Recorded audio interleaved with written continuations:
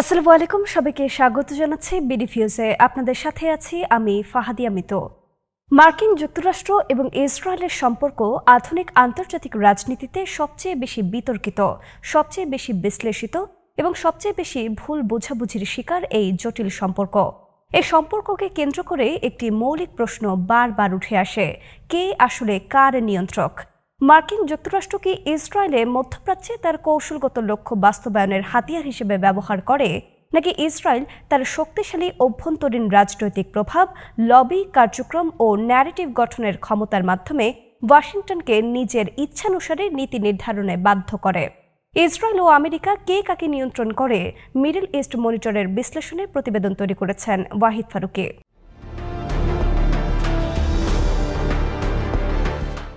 যুক্তরাষ্ট্র ইসরায়েলের মধ্যে কে মালিক আর কে চাকর, এই প্রশ্নের উত্তর খোঁজার পথ সরল নয়, বরং এটি এক জটিল প্যারাডক্স, যেখানে উভয় পক্ষেই একই সঙ্গে নিয়ন্ত্রক এবং নিয়ন্ত্রিত। এই পপেটিয়ারের প্যারাডক্সকে বোঝার জন্য আমাদের কয়েকটি ঐতিহাসিক, কৌশলগত ও রাজনৈতিক দিক বিশ্লেষণ করতে হবে, যার কেন্দ্রে রয়েছে উইলকারসনের যুক্তি, ওয়াল্ট মেয়ারশাইমারের বিতর্কিত থিসিস, নিক্সনের দ্বৈত মনোভাব, কংগ্রেসের ভীতি নির্ভর অবস্থান এবং দুই দেশের অভ্যন্তরীণ স্বার্থের পারস্পরিক নির্ভরশীল বাস্তবতা।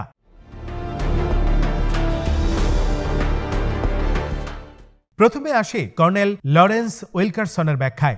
তিনি বহুবার বলেছেন যে আমেরিকার পররাষ্ট্র নীতিকে ইসরায়েল নিয়ন্ত্রণ করে বলে যে ধারণা প্রচলিত রয়েছে তা গভীর বাস্তবতাকে আড়াল করে। তার মতে ইসরায়েল আসলে মার্কিন যুক্তরাষ্ট্রের এক ধরনের ফরওয়ার্ড অপারেটিং বেস, মধ্যপ্রাচ্যে এমন সব কাজ করার জন্য ব্যবহৃত একটি শক্তিশালী মিত্র যা মার্কিন যুক্তরাষ্ট্র প্রকাশ্যে করতে পারে না বা করতে চায় না, যেমন ইরানকে নিয়ন্ত্রণ করা, আরব জাতীয়তাবাদকে সীমিত করা, আঞ্চলিক শক্তিগুলোর উত্থান ঠেকানো, তেলবাহিত পথে নিরাপত্তা নিশ্চিত করা এবং মধ্যপ্রাচ্যে মার্কিন সামরিক উপস্থিতির যৌক্তিকতা তৈরি।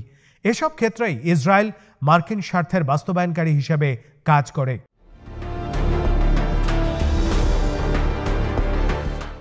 উইলকারসনের মতে ইসরায়েলের ক্ষমতা মূলত কার্যগত, তারা মার্কিন নীতির বাস্তবায়ন করে, মার্কিন নীতি নির্ধারণ করে না। কিন্তু এই ব্যাখ্যার সাথে সরাসরি বিরোধ তৈরি হয় ওয়াল্ট ও মেয়ারশাইমারের সুপরিচিত থিসিসের সঙ্গে। 2007 সালে তারা প্রকাশ করেন the Israel lobby and US foreign policy, যা প্রকাশের পর একাডেমিক জগতে ঝড় তোলে। তাদের যুক্তি ছিল আইপ্যাক এবং অন্যান্য প্রো ইসরায়েল লবি মার্কিন নীতিকে এমনভাবে প্রভাবিত করে যে যুক্তরাষ্ট্র প্রায়শই নিজেদের কৌশলগত স্বার্থের বিরুদ্ধে গিয়ে ইসরায়েলের স্বার্থকে অগ্রাধিকার দেয়। তারা বলেন এই লবির ক্ষমতা অতুলনীয় এবং সমালোচকদের দমনে বা রাজনৈতিক ক্যারিয়ার ধ্বংসে এই লবি অত্যন্ত কার্যকর। ফলে ওয়াল্ট মেয়ারশাইমারের ব্যাখ্যায় ইসরায়েল কোনো মার্কিন প্রক্সি নয়, বরং মার্কিন নীতি নিয়ন্ত্রণকারী একটি শক্তিশালী বাহিনী।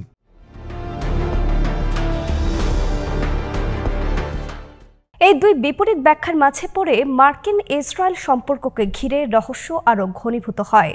এই রহস্যকে আরও স্পষ্ট করে রিচার্ড নিক্সনের দুই বিপরীতমুখী উক্তি।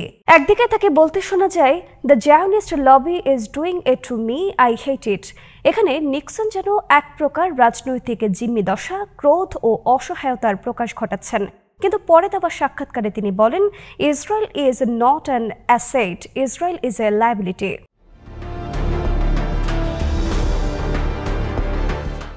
এই কথাটি মার্কিন রাষ্ট্রযন্ত্রের গভীর অভিজ্ঞতা প্রতিফলিত করে। ইসরায়েল কৌশলগতভাবে উপকারী হলেও রাজনৈতিকভাবে ব্যয়বহুল।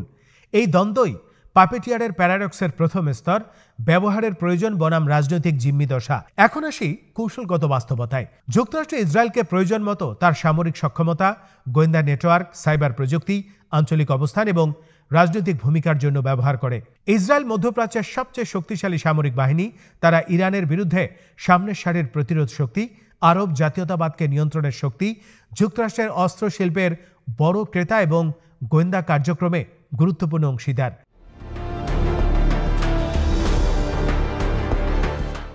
বিশেষ করে সাইবার নিরাপত্তায় স্ট্যাক্সনেটের মতো যৌথ অপারেশন মার্কিন ইসরায়েল সম্পর্কের গভীরতা দেখায়।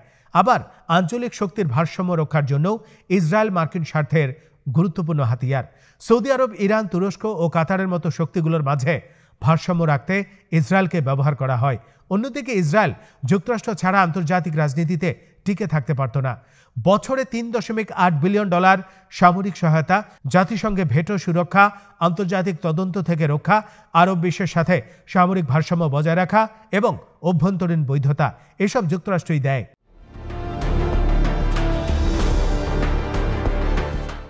এই পারস্পরিক নির্ভরতা উভয় পক্ষকে দুর্বল ও শক্তিশালী করে। কিন্তু পাপেটিয়ারের প্যারাডক্সের সবচেয়ে বিস্ফোরক দিক হচ্ছে মার্কিন কংগ্রেসের অবস্থান। উইলকারসনের ভাষায়, Congress is not controlled by Israel, Congress is controlled by fear.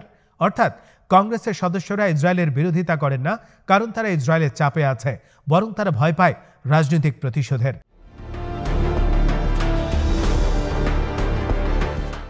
আইপ্যাকের প্রভাব এখানেই সবচেয়ে বেশি। কোনো সিনেটর বা কংগ্রেসম্যান যদি গাজা যুদ্ধের সমালোচনা করেন, যদি অস্ত্র সহায়তা প্রশ্নবিদ্ধ করেন বা যদি মানবাধিকার লঙ্ঘনের কথা বলেন, তাদের বিরুদ্ধে অবিলম্বে অর্থবহুল প্রতিদ্বন্দ্বী দাঁড় করানো হয়, মিডিয়া অভিযানে শত্রু তৈরি করা হয় এবং রাজনৈতিক ক্যারিয়ার ধ্বংস করে দেওয়া হয়। রিপাবলিকান এক কৌশলবিদের ভাষায়, every Republican member has a Zionist babysitter telling him how to vote.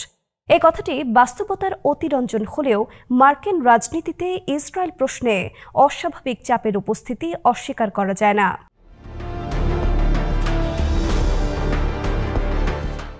এই অবস্থায় নাটকীয় উদাহরণ ঘটে 2015 সালে, যখন নেতানিয়াহু রিপাবলিকানদের আমন্ত্রণে ওবামার অনুমতি ছাড়াই কংগ্রেসে ভাষণ দেন।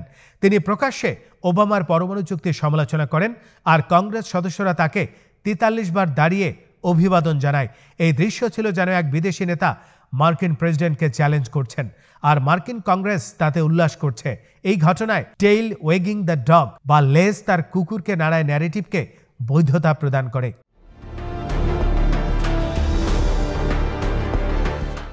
যদি ইসরায়েল সব ক্ষেত্রে সফল নয়, ইসরায়েল ওবামার ইরান চুক্তি ঠেকাতে পারেনি। মার্কিন যুক্তরাষ্ট্র আরব রাষ্ট্রগুলোর কাছে অস্ত্র বিক্রিও বন্ধ করেনি। গাজা যুদ্ধের সময় কিছু প্রশাসন ইসরায়েলের উপর সীমিত চাপ দিয়েছে, অর্থাৎ ইসরায়েল মার্কিন নীতিকে সবসময় পুরোপুরি ডিকটেট করতে পারে না। এখানে প্যারাডক্স আরও গভীর হয়। যুক্তরাষ্ট্র ইসরায়েলকে ব্যবহার করে, ইসরায়েল যুক্তরাষ্ট্রকে ব্যবহার করে, কিন্তু কেউ কারো উপর পুরো নিয়ন্ত্রণ প্রয়োগ করতে পারে না। সম্পর্কটি এমন এক সমান্তরাল নির্ভরতার ফাঁদ যেখানে উভয় নিজেদের নিয়ন্ত্রক মনে করলেও বাস্তবে উভয়ই পরস্পরের বন্দী।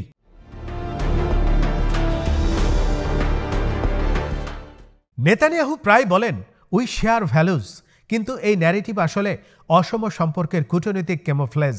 কারণ মূল্যবোধ নয়, বাস্তবতা হলো ইসরায়েলের সামরিক বাঁচামরা নিশ্চয়তা দেয় যুক্তরাষ্ট্র, আর যুক্তরাষ্ট্রও মধ্যপ্রাচ্যে কৌশলের বাস্তবায়নকারী হিসেবে কাজ করে ইসরায়েল। এই দুই দেশের সম্পর্ক নিয়ন্ত্রক নিয়ন্ত্রিতের নয়, বরং পারস্পরিক স্বার্থে আবদ্ধ দুটি শক্তির টানাপোড়েনের সম্পর্ক। মার্কিন যুক্তরাষ্ট্র মধ্যপ্রাচ্যে ক্ষমতা প্রক্ষেপণ করতে চায় এবং ইসরায়েল আঞ্চলিক শত্রুদের বিরুদ্ধে নিরাপত্তা চায়। এই দুই মৌলিক বাস্তবতা পাপেটিয়ারের প্যারাডক্সকে চিরস্থায়ী করে তোলে।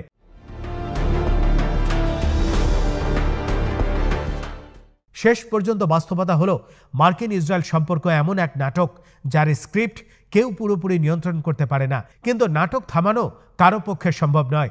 আর তাই কে মালিক আর কে দাস, এই প্রশ্নের উত্তর এখনো এক রৈখিক নয়।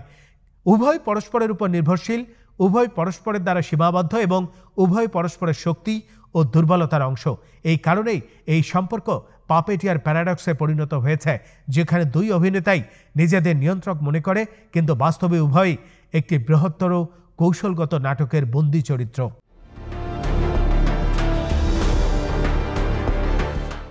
আজ এখানেই শেষ করছি। সবাই ভালো থাকুন, সুস্থ থাকুন আর দেখতে থাকুন বিডিভিউজ। চ্যানেলটি ভালো লাগলে সাবস্ক্রাইব করুন, সংযুক্ত থাকুন আমাদের ফেসবুক পেজে। আল্লাহ হাফেজ।